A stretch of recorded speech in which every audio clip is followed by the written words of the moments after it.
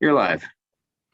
Good afternoon. This is Dyke Hendrickson, and I am the host of a podcast known as Life Along the Merrimack. We talk about the health and history of the Merrimack River. Today, we're going to be talking about the 200th anniversary. And what I mean by this is we're almost into the year 2022. We have about a week and a half left. And in the year 2 centuries ago, in 1822, was the start of the mill system on the Merrimack River. So today we're going to be talking about the Merrimack River, how the mill system got here, and of course, some of the complications from that, which can include a dirty river, a polluted river, death through typhoid, many things, but also in recent years, the river has been cleaned up significantly. And so there are many assets to the Merrimack River, as I think we know. But that's what we're going to be talking about, 200 years of the mills being on the river. This is a graphic of the geography of the Merrimack River. It's 117 miles long. It begins in central New Hampshire and comes down through. It turns towards the east in Lowell and heads towards Newburyport from there. Newburyport is, of course, a very old city. Here's a shot from about 1853. It's not a shot, it's an artistic rendering by Rich Jones, who is the city clerk in Newburyport and also a gifted artist. But you can see how large the ships were and how much cargo they could carry. So Newburyport, although it was a small city compared to Boston and Salem during the 19th century, it was a very vibrant city and built a lot of ships and moved a lot of cargo. Here is the ship ready to head out. As 1893 was towards the end of the shipbuilding area for Newburyport. The opening to the harbor of Newburyport, meaning the Merrimack River, is very narrow and very shallow. As the vessels got larger, they could leave Newburyport empty, but they could not come back with cargo because they were too heavy and the river only drew 12 to 16 feet of water. The whole mill system started up in Lowell, 1822, as we were saying, and the Merrimack River, as you can see, provided hydropower. Now, it's hard to believe that the Merrimack Valley was kind of the Silicon Valley of today. Hydropower was new, it was inexpensive. You could make a lot of cotton cloth, you could make a lot of shoes, you could make a lot of wool and cotton type of clothing, spreads and that type of thing. So all of a sudden, as people understood hydropower, the Merrimack River became very important. There are many tributaries to the Merrimack River. There's about 11 major ones. Here's the Spigot River in the late 19th century. You can see in just from say 1822, which we were talking about as our anniversary, until about 1892 here, the building rate was tremendous. Mills went up, rivers and got polluted, but this is the way it looked years ago. It has been criticized later in the mill system in the late 19th century. Many mills were dirty, children worked there and were exploited. On the other hand, the Merrimack Valley took in thousands of refugees from Europe, Jews from Russia and Poland, Irish who were suffering from the potato famine, Armenians and Greeks and many other people who were coming from countries who were politically unstable, which is kind of a euphemism for if you stay any longer, you might be murdered. So yes, the river was polluted, but it provided thousands of jobs and, in my view, saved many lives. The old mill clock in Lawrence is still up there. It's at one time was the second largest in the world, next to Big Ben of England. The mills took over not just in Massachusetts, but New Hampshire. And if you're on the radio, we're showing a very graphic shot of the Merrimack River in Manchester, New Hampshire, 1936. There was a tremendous flood in 36, not just on the Merrimack, but, the Connecticut River, the Kennebec, the Androscoggin. But here's the Muskey Manufacturing Company, and this is kind of the blow, but put it over the top. It was starting to fail by the late 30s, and this tremendous disaster didn't help. Again, here's the beautiful Merrimack River, but you can see one element that we were talking about is it's a shallow river and it's a narrow river. So to get your craft in here with your goods, you had to know the waterway. And in addition to having sandbars like we see here, you had to take in the tides and the current. The current of the Merrimack was going briskly to the east. The tides come in on their own schedule, of course, from the west. So when a brisk river meets a strong tide, you can have many problems holding on to your vessel. And we had a guest here a couple of weeks ago, Camille Garrow. She was just a recreational traveler on she had a boat, and she said, it's just so difficult for me to get up the river. I finally got rid of my boat, but she said, I understand why it was so hard in the past. The Coast Guard has been a major player on the Merrimack River.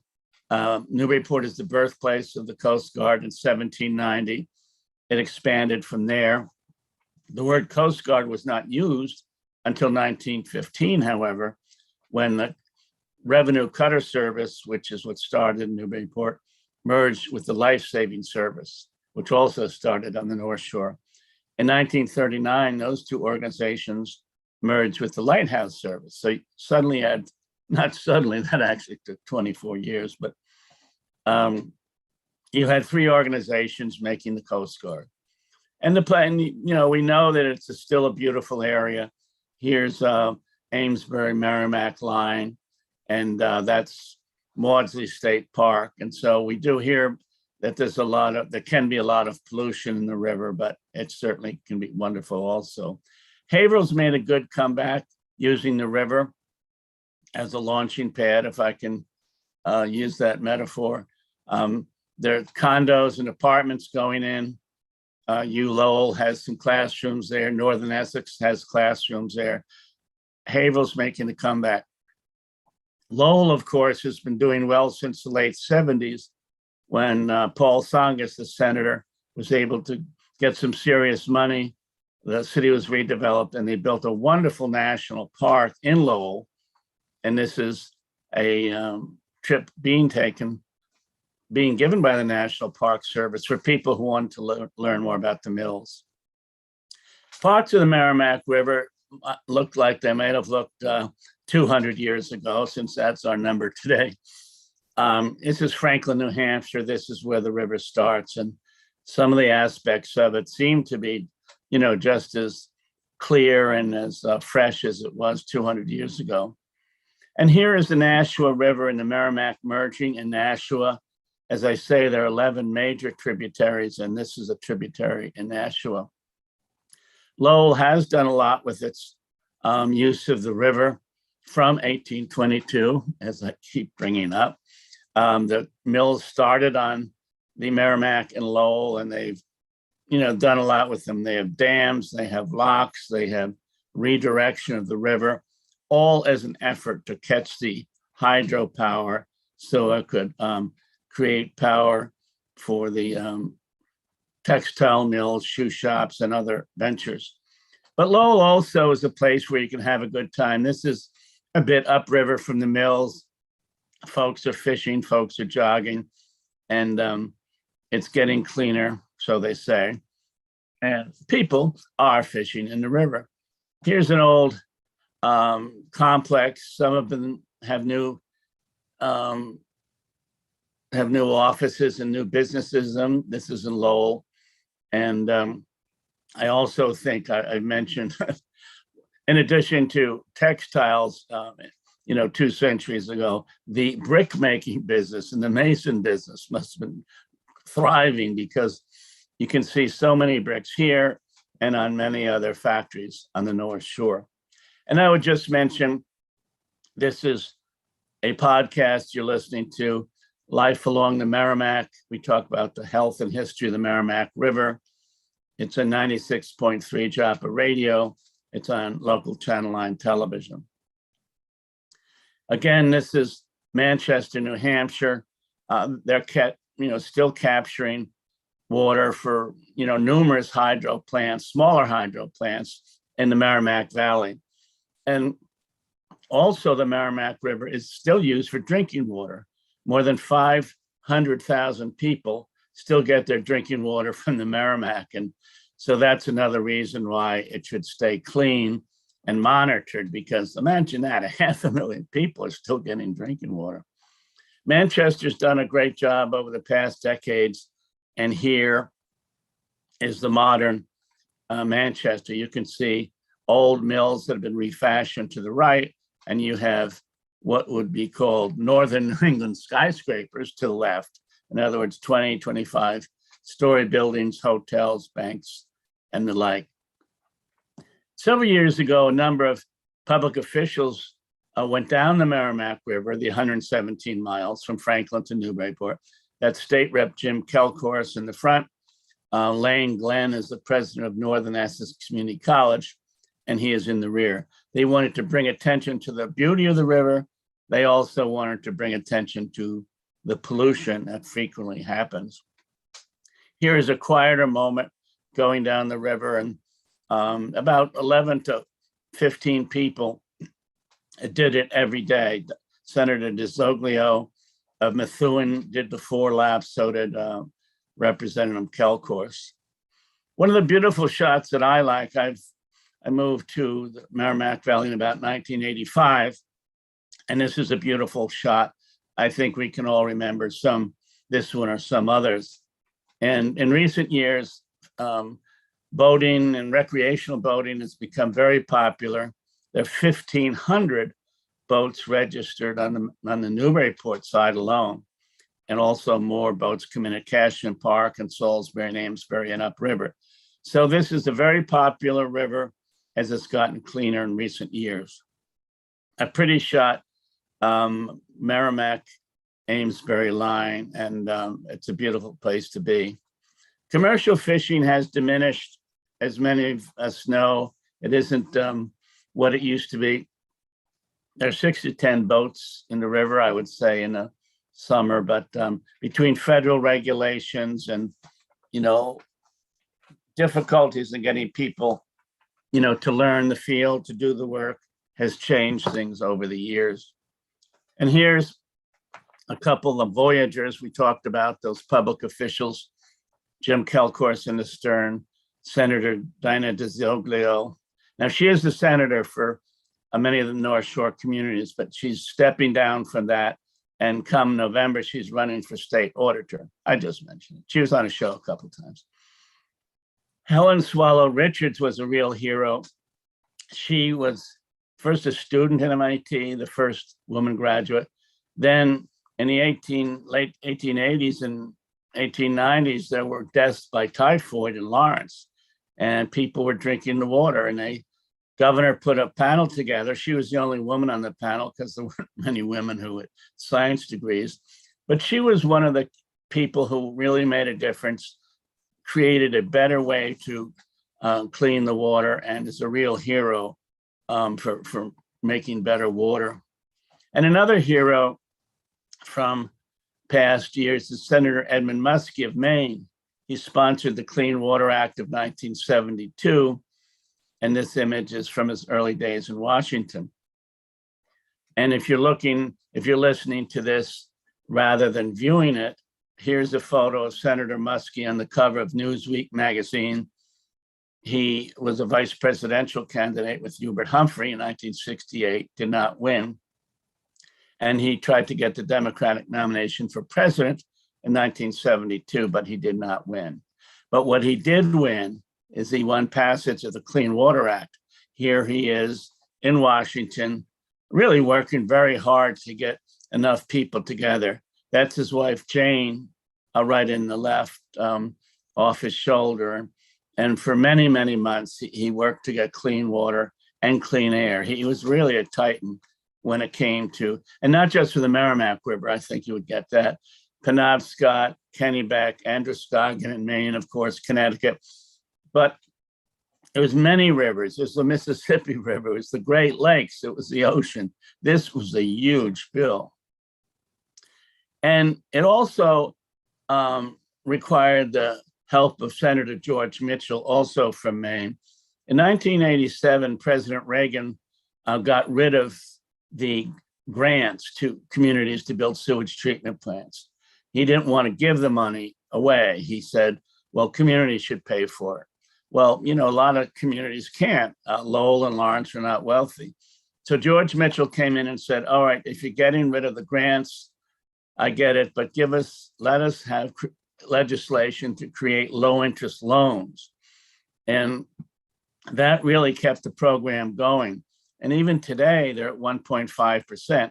So Lowell and Lawrence and Haverhill and Manchester, those major cities are all on notice by the Federal Environmental Protection Agency to improve. And because they have this federal money out there, they're able to loan. Another great hero of the Merrimack was Paul Tsongas of Massachusetts.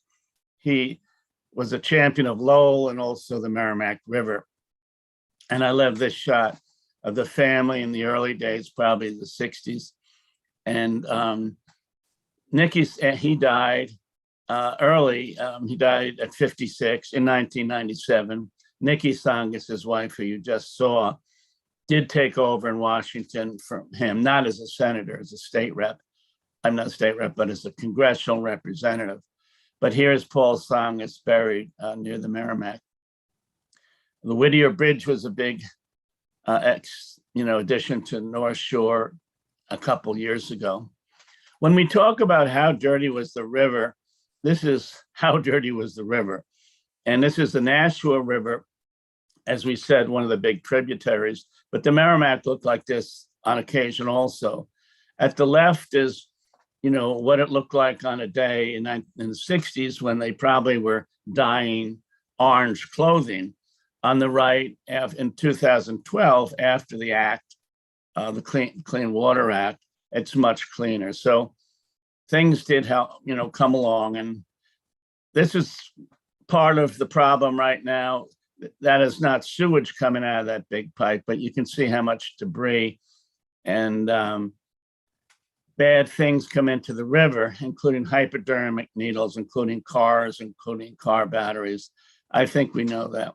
Here in Newburyport, to the lower left is a large pipe which brings surface water from High Street, and they're trying to improve that situation as well.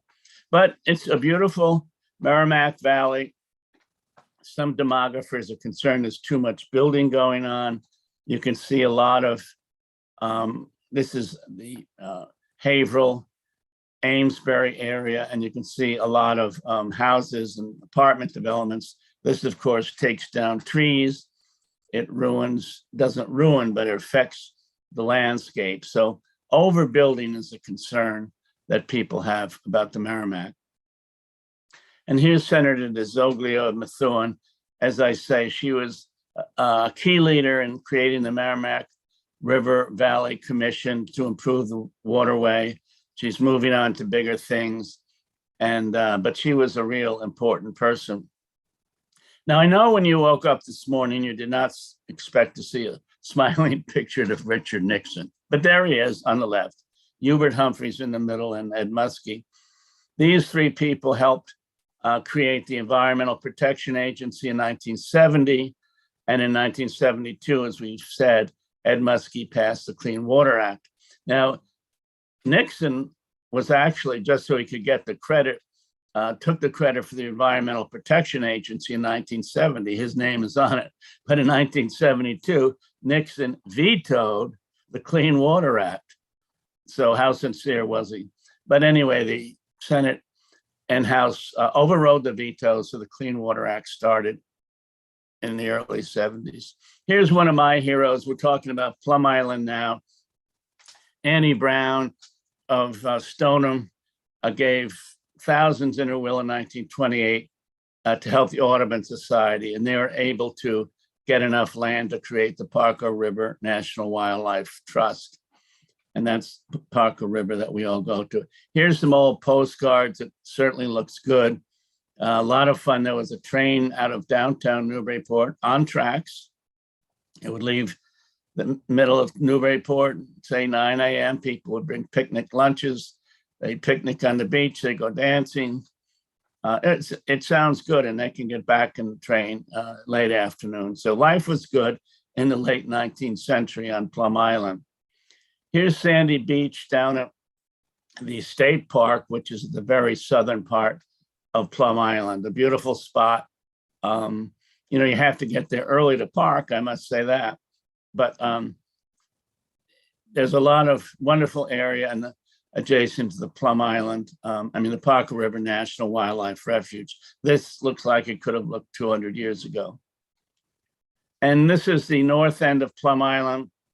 Reservation Terrace is to the left. This has been under duress recently, and we'll talk about another time. But Plum Island, is a beautiful asset. This is where the river meets the ocean. And again, we're just about out of time. I'm Dyke Hendrickson. This is the podcast Life Along the Merrimack. We meet once a week, and they're sometimes repeated on cable. It's local cable, Channel 9 and 96.3 FM Joppa, as I say. So this is the end of the presentation. Thank you for being with us. I just wanted to do it. I've done it before, but we're coming up to the 200th anniversary of the entire mill program, on the Mill on the River program, which made the cities of Lowell, Florence, Haverhill, etc. But it also brought challenges. And I have actually written a book about this. It's called Merrimack, the Resilient River. It's a book about the river. It's in bookstores. We're losing bookstores, but if you know a bookstore, it's probably in it. And it is about the history of the river. We've talked about some of the historic elements. We've talked about some of the, wonderful ways it's been cleaned up in recent years. Ed Muskey and Paul Tsongas were two of the leaders. George Mitchell was very important. Right now, Diana DeZoglio is trying to do her best. And it is getting cleaner, but it does take attention. So thank you for being with us. I call this the 200th anniversary because, as I say, in about 1822, the first builders came down and started building mills in Lowell. It worked. About 20 years later, they started building them in Lawrence and Haverhill, and of course upriver and Merrimack, farther up in Manchester. So good to see you. Have a good holiday. I won't be here next week, which means I have to talk to producers about what we can substitute.